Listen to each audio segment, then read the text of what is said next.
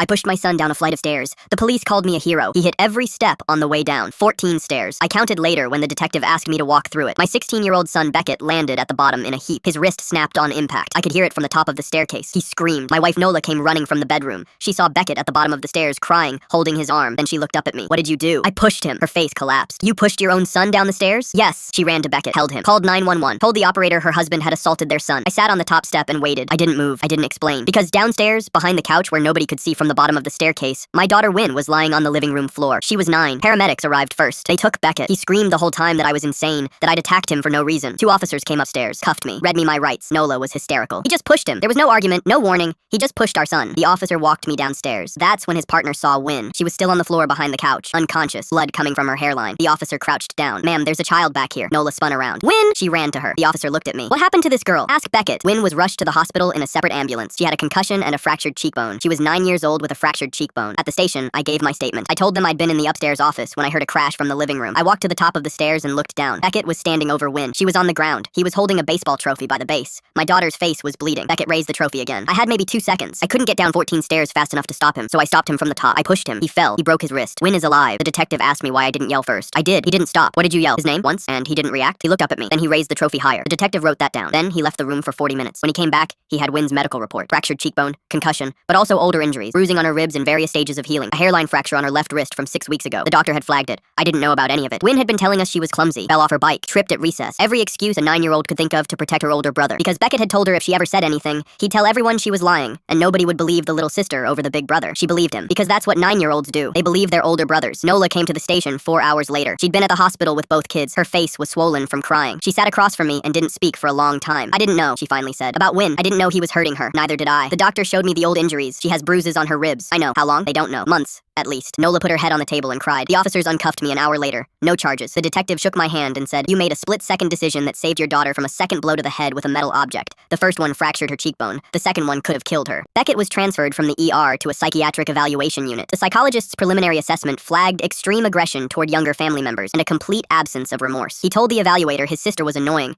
and that she deserved it. Those exact words. He's been in residential treatment for 3 months. Wynn sleeps with her door open now. She used to lock it. I asked her why she stopped. She said, "Because you're out there, so I don't need a lock." Nola asked me last week if I felt guilty about pushing Beckett. I looked at her. I feel guilty that I didn't know what he was doing to her. I feel guilty about every bruise I thought was a bike fall. I feel guilty that my daughter was being hurt in my own house and I missed it. I paused. But pushing him down those stairs, no. Nola was quiet. Then she said, 14 steps. Yeah, that's a long fall. Not as long as the fall she would have taken if I hadn't.